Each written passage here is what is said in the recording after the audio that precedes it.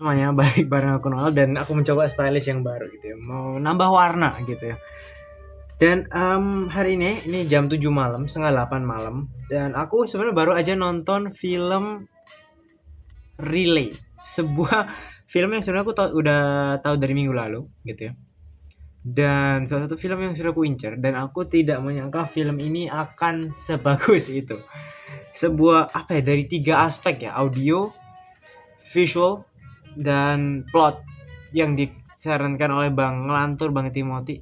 Tiga hal ini dipunyai film ini itu luar biasa sebenarnya. Aku tidak mencatat apapun dalam persiapan kali ini, dan ini sebuah film yang apa ya? Jadi sinopsisnya di film ini tuh, dan ada seorang namanya, ya apa sih namanya? Aku nggak tahu namanya, Ash ya. Kok namanya Tom di sini? Ada namanya Ash, dimainin oleh Riz Ahmed gitu, seorang pemenang apa namanya, penghargaan kalau nggak salah. Aku nggak tahu dia menang penghargaan film apa nih. Ada banyak lah penghargaan-penghargaan gitu ya. Dia adalah pemeran yang buat aku luar biasa gitu. Film ini ceritanya tentang diperanin oleh Riz Ahmed ini ya, Rizwan Ahmed. Jadi dia itu berperan sebagai seorang apa namanya, jadi kayak perantara gitu. Jadi intinya dia adalah orang yang menjadi perantara antara seseorang yang mempunyai dokumen rahasia, di mana dokumen ini adalah dokumen milik perusahaan-perusahaan gede gitu lah, milik perusahaan-perusahaan gede. Dan apa namanya, dia menjadi perantara agar orang yang punya dokumen ini, yang sebenarnya bisa menjatuhkan perusahaan gede, dia jadi middleman antara dua ini, sehingga orang ini tidak dibunuh nih oleh perusahaannya ini, karena ya mau nyebarin hal buruk lah tentang perusahaannya itu gitu. Dan apa ya, salah satu hal yang luar biasa dari film ini itu nggak banyak percakapan, dan dibilang film action, iya, sangat-sangat action banget, nggak banyak adegan tembak-tembakan, tetapi dengan apa ya, tiap wah sumpah series ini dari emosi dari itunya dapat banget. Lily James sebagai pemeran perempuan, aku terakhir nonton filmnya Lily James itu Cinderella waktu itu di bioskop sama mamaku. Ini salah satu film yang luar biasa sebenarnya. Dan setelah itu aku nggak pernah nonton filmnya lagi, so ya jadi dari film ini aku bisa tahu Lily James muncul lagi, masih eksis gitu ya. Dan apa ya, aku nggak bisa berkata banyak, ini film yang luar biasa. Di awal itu pun di shoot apa ya, dikenal dengan satu karakter namanya Hoffman gitu ya, Hoffman. Terus di shoot sepanjang gitu, itu salah satu shoot yang aku suka banget, tipikal one shot. Aku suka banget yang tipikal one shots, dan ini film ini nggak banyak, paling cuma 3 atau 4 doang scenes yang one shot gitu. Dan tidak perlu banyak dialog, tidak perlu banyak percakapan. Sebagai penonton aku bisa memahamin gitu film ini. Tadi aku nonton terus bioskop cuman 6 orang sama aku. Dikit banget. Dan anjir, ini menurutku salah satu film yang best banget. Kalau bisa ngerank ya. Film internasional yang aku tonton di tahun ini ada Thunderbolts, ada apa ya, film action aku lupa. Thunderbolts, Fantastic Four buat aku tuh jauh gitu. Memang karena genrenya beda, tapi bahkan ini buat aku di atasnya Mission Impossible. Aku bulan Juni itu nonton Mission Impossible, dan anjir ini film yang luar biasa banget. Dan aku sangat-sangat menyarankan untuk menonton film ini gitu, karena gimana ya, dari awal tanpa dialog itu yang aku udah bilang, itu dibawanya deg-degan banget gitu, deg-degan banget, kayak ini mau arahnya mau kemana nih, ini endingnya nggak ketebak. Anjir, ada plot twist yang aku nggak mau kasih tahu. Wah anjir, plot twistnya tuh nggak nggak ketebak, dan ending yang buat aku luar biasa ya, dibandingin dengan endingnya Sore. Dua genre film yang berbeda, tetapi ending Sore kayak terlalu dipaksakan gitu. Tapi ya namanya juga sci-fi gitu ya, science fiction, ya udah. Tapi film ini anjir, aku nggak nyangka film ini bagus-bagus. Ini filmnya nggak sampai 2 jam, 1 jam 50 menitan. Tapi wah, aku abis ini mau bikin story IG temen-temen ya.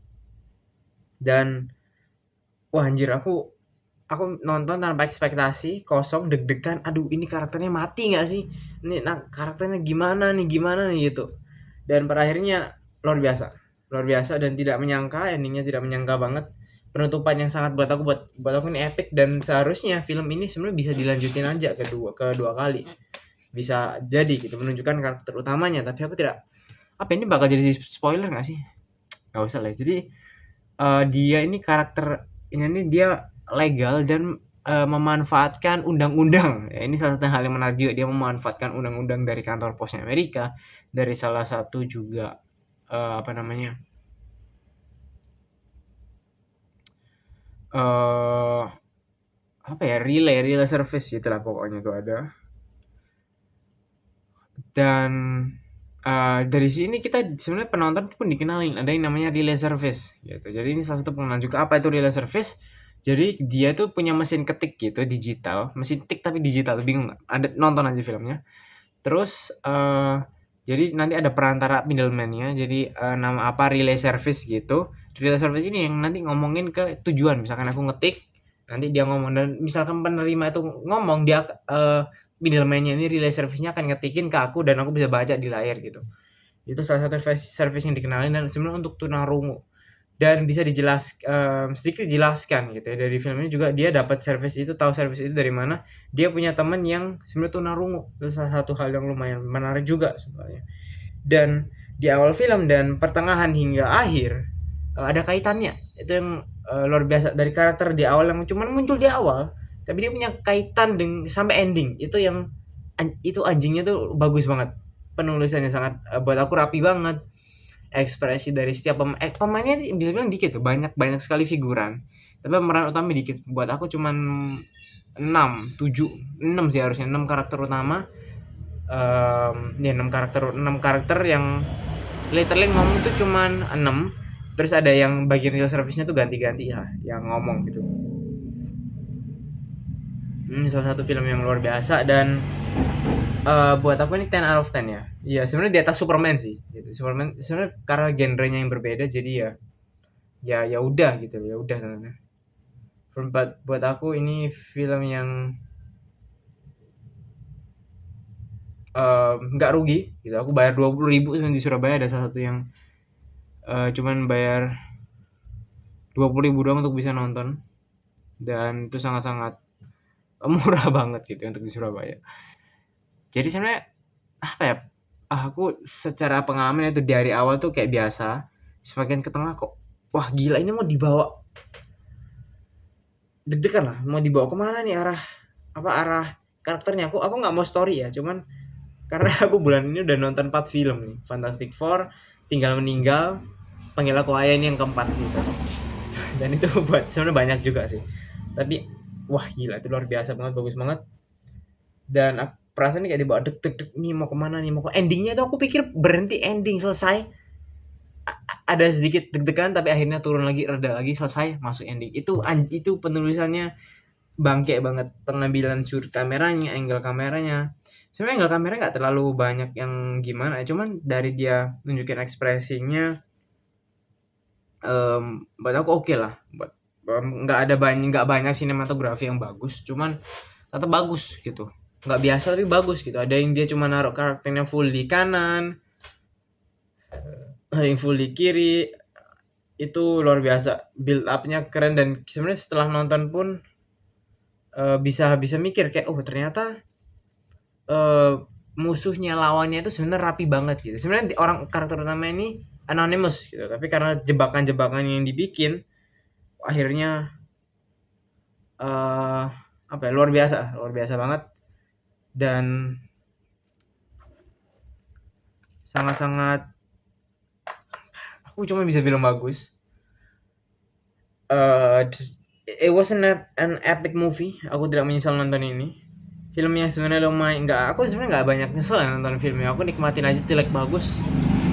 Itu sebuah pengalaman juga. Gitu. Salah satunya sebenarnya Captain America yang terbaru, Brave New World, tuh sebenarnya aku waktu itu nggak terlalu mikirin detail filmnya. Cuman ketika dipikir lagi, iya sih ya, CGI-nya itu sampah banget, filmnya itu sampah banget sih. So yeah, Ini salah satu film yang fresh juga, luar biasa fresh untuk di Hollywood sana. Dan kalau Indonesia bisa bikin film kayak gini sih luar biasa banget sih. Jadi sekian, aku nggak review banyak, cuman bisa bagiin apa yang aku rasakan, apa yang aku lihat gitu ya. Aku tadi nonton pakai ini karena buat antisipasi dingin gitu. Aku nggak terlalu kebelet kencing sebenarnya, di akhir tetap kebelet gitu. Cuman walaupun aku minum dikit loh, nggak sampai setengah liter gitu kan, dikit gitu. Tapi tetap aja gitu. Jadi it was an amazing movie.